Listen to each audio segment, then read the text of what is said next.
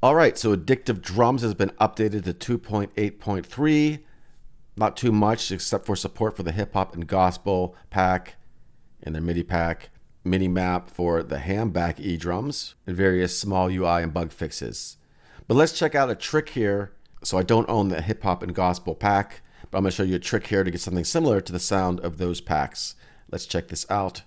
Okay, so this is the Hip-Hop and Gospel pack here, which I don't own, but you could preview obviously all the different kits, as you may know if you have Addictive Drums too. So let's just check some of these out.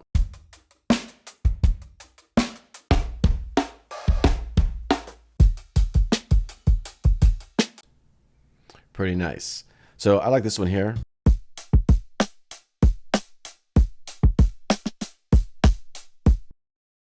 And we'll go to the kit, and it's obviously I don't have the pack, but I'm just going to replace some of these samples with ones I do have until I find something I like that matches it. Because you're just copying the mixer, the whole mixer preset that they have going on.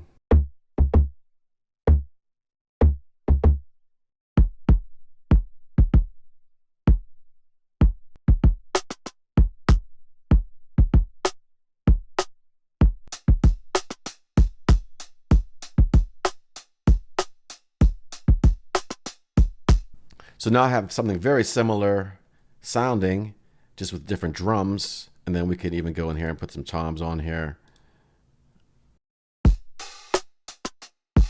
It's a different beat.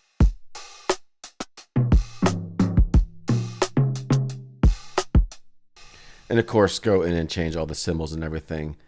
So we're just basically copying the whole mixer settings, just changing the drums out. And obviously you're gonna have to save this as a preset of your own.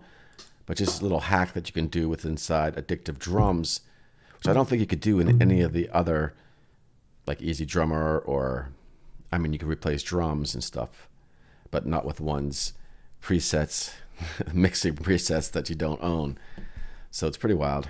All right, there you go. Just a quick hack today and an update to Addictive Drums. Let me know what you think. Leave some comments down below. Have you tried this hack?